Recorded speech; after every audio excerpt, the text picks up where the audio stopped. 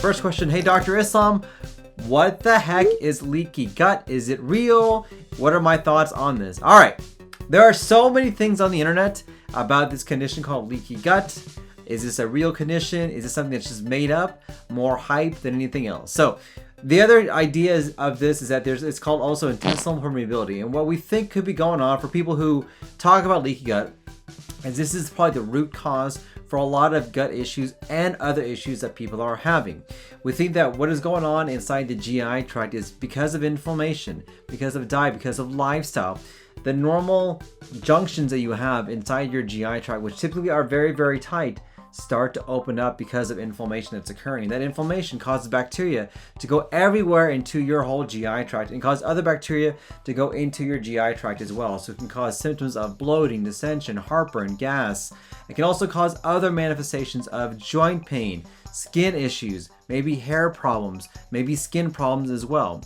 And the idea is once we can kind of change what's going on inside the microbiome, this is going to help out with all the other conditions and close those junctions inside your colon to make it normal again so things don't leak out. Well, what is the evidence behind this? Now, we know that there is some evidence that there is low-lying inflammation going on in certain gut conditions. We know for irritable bowel syndrome, there's inflammation that's going on. And we know within that condition that can potentially cause a leakage of gut material into the bloodstream to other areas. And that can also cause some other bacteria to come inside your gut as well. We know that for Crohn's or colitis or inflammatory bowel disease, there's ulceration inflammation occurring as well. And that also can cause these junctions to open up some more and cause gut issues, but also cause other non-GI manifestations as well.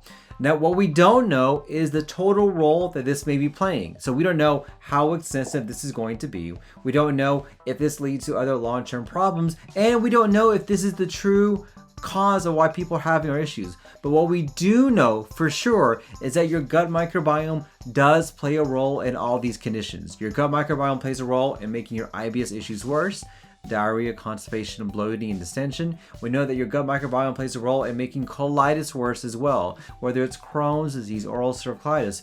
We also know that your gut microbiome plays a role with your liver. It can play a role with your heart disease, and it can play a role outside the GI tract. So more importantly than having a leaky gut is what's called gut dysbiosis, or a change in the balance of your gut microbiome. This is real. This actually has a lot more evidence behind it than anything else that's out there. And we do know that the gut dysbiosis, or the alteration of your gut microbiome, is affected by the choices that you make, whether it's certain foods that you eat, whether it's certain lifestyle changes that you do, whether it's things that you do in terms of sleep. This plays a significant role in gut balance. And we know that when that balance gets out of whack, people can manifest that as bloating, distension, diarrhea, ulcers, inflammation, and things like that. And so there are steps that we can do to help rebalance the gut microbiome. So there is no real good test that we can do to really see if you have leaky gut. There is no markers that we know that are high. There are no markers that anyone can test for. So if someone claims that they're testing for leaky gut, you know what you need to do?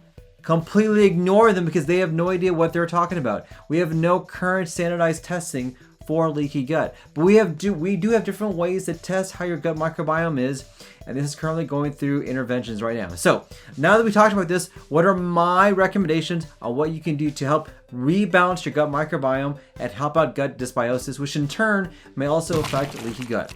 Number one, it really comes down to diet. My motto to you and my mantra is you cannot supplement yourself to health. You have to really change your diet. And the best diet by far to improve your gut microbiome, to rebalance everything, to get your gut dysbiosis back on track, and to help out with the possibilities of leaky gut is a diet that has a very big diversity of plants. By far, this is going to be the most effective thing that you can do to help rebalance your gut microbiome. That's the first thing I would recommend.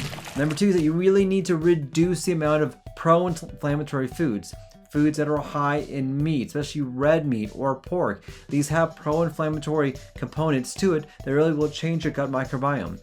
Number 3, you really have to minimize or eliminate sugar. There's so much bad side effects from having too much sugar. It can mess up with your weight. It can mess up with your gut microbiome. It can make you feel worse as well. And it really can play a havoc in terms of how you are feeling. Number 4, you need to change your diet. You need to change your sleep. You really need to improve your sleep. Sleep really is a foundation for gut health, and it's also a foundation for how your gut microbiome is going to be as well. Then lastly, if you can, you really need to eliminate some of the insults to your GI tract, whether it's alcohol, whether it's non-steroidal anti-inflammatory medications, whether it's other things you may be doing or ingesting like smoking that could make things worse for you. By doing this, we can really change the gut microbiome, improve the gut dysbiosis or the alteration, and in turn, we can help out with leaky gut and hopefully get those symptoms taken care of you. It's a great question I got asked.